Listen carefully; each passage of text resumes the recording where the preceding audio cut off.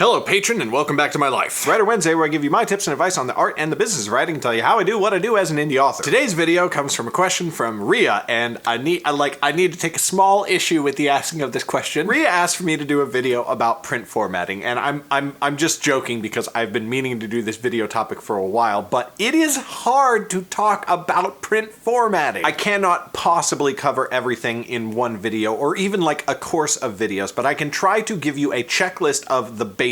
And when something is too complicated, I will just tell you it's too complicated and you need to research further into this. So the number one most important thing to know about all print formatting, and this applies to what I talked to in this video and just everything else in general, is research. You should study what traditionally published books do and try to imitate that, because one thing traditional publishers are really, really good about is making really gorgeous print books. Let's start off talking about font. This is a little more complicated than I can cover here, but basically you should use a good one. You should try to find out what is in general use and use that. For all of the Underrealm books, the default print, the actual print of the text itself, not the chapter headers, is Adobe Garamond Pro. I use that because it is apparently the font that is used in the Harry Potter books, and I just think it looks really great and nice. A lot of people say the one font you should avoid is Times New Roman because it looks very amateurish, but I've seen books printed in Times New Roman, so kind of eh. Basically, you should take a look at some of your favorite books in the genre, take a look at the sort of fonts that they use, and then try to pick a font that looks something like that. I've also used Gaudi Old Style in the past, which is just another, it's a good looking font. I like it. I used it for Rebel Yell and a couple of my other books, but mostly Rebel Yell. It's fine. Paragraph alignment, justified. Justify your paragraphs. That means that it is evenly, it is flat on both sides of the page. Oh my God, justify your paragraphs. I've received so many indie print books, well, not so many, but a disturbingly large percentage of indie books where it is left aligned, meaning that the right side of the page isn't like it's not flat, it's all over the place. Don't do that. Please don't do that. That is so amateur. But not the last line of your paragraph. Obviously that can be left aligned. So like this paragraph, like everything is flat on one side, but then the last one ends in the middle. That's fine. But in general, justified text, okay? Indent the first line of your paragraph, a little quarter inch tab there at the beginning of the paragraph, okay? Don't left align that, and don't put spaces in between your paragraphs. We don't do that. Except for nonfiction. Nonfiction books can do spaces in between paragraphs. I just read an Austin Kleon book and they did that. I think Save the Cat does that. For nonfiction, it's fine. But if you have a space in between paragraphs, you do not indent. An indent is there to let the reader know that a new paragraph is beginning. That is the entire purpose. And if you've got a space in between your paragraphs, you don't need to indent. For the same reason, the first paragraph of your chapter and first paragraph of a new scene, when you've got a scene break,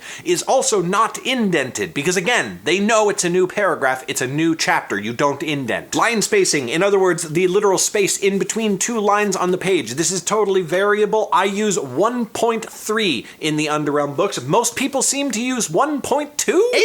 Just play around with a few different line spacing. Don't use single space though, it's too cramped. Widows and orphans are single lines at the beginning or end of a paragraph that move over from one page to the next. In other words, the first sentence of a paragraph is on one page and then the rest of the paragraph is on the next page, or all of a paragraph is on one page and the last line is on the next page. Widows is when the last line goes over to the next page. Get rid of those. You do not want those. Orphans is when the first line is at the bottom of a page and then the rest of the paragraph is on the next page. That seems to be permissible. I used to think you shouldn't do that. I used to think you shouldn't have orphans, but I look at a lot of books that are being published these days by big traditionally published authors. Seems to be fine. I don't know if it changed or if I just never noticed it before. So again, orphans are okay, widows are not.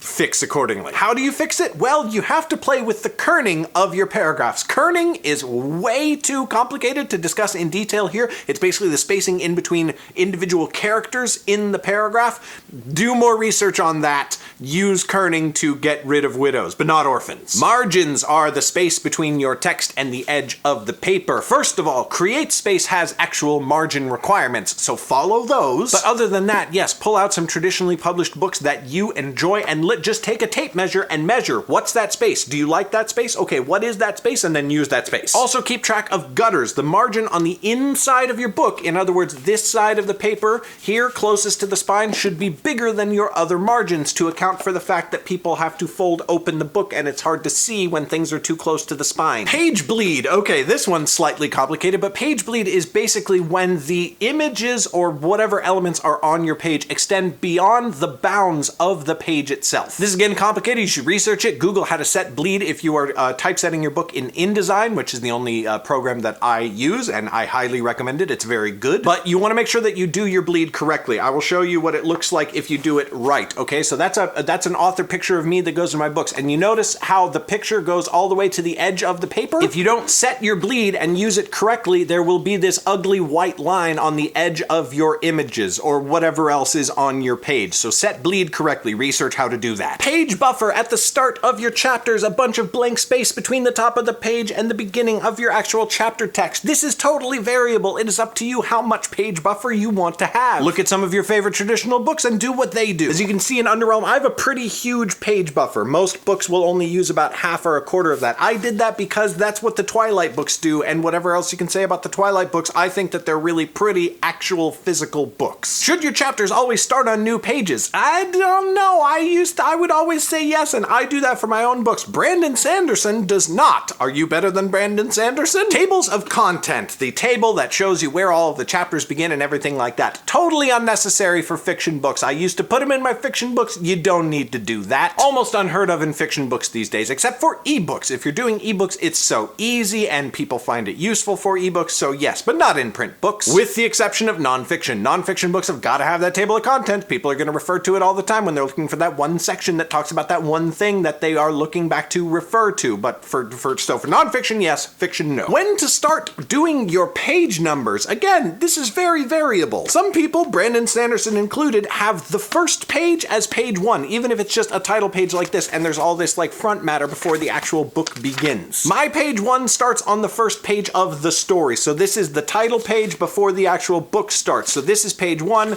page 2, and this is page 3. That's just because for me, the book itself is the book and it has page numbers. The front matter and the back matter are not the book, so they don't have page numbers. Scene breaks. There are lots of ways to do scene breaks in books. A lot of people just do the 3, asterisks to break a scene. That's totally fine. Lots of traditional books do that. I really like having a little image, like in the Nightblade epic, I have this little like double-sided dagger image that forms the scene break. I think that's cool. It's also for me like a little distinguishing mark so that the Nightblade epic has this symbol as the scene break. The Academy journals have a different symbol. Future Underrealm series will have entirely other symbols. It's just a cool thing. And that's all the basics. That is the checklist of things I go through when I am formatting my own print books. There's probably more out there to study. I'm constantly learning new things. Above all, design your print book and order a proof copy of it. Have a physical copy that you can see and read the whole thing beginning to end. Look at every aspect of it. See what's good, see what could be improved. Sit with that proof copy for a while. Make tweaks and adjustments, get a new proof copy, and then once you've nailed down a look that you like, stick to that and use it for all your books. It will become a distinguishing characteristic. It will make all of your books feel unified so that the reader has this inherently familiar feeling when they open one of your books. Like, ah, yes, this is definitely a Garrett Robinson book. I can tell because it looks like this. Because that is what you want. That is the point of all of this, of all print formatting, is to make your reader go,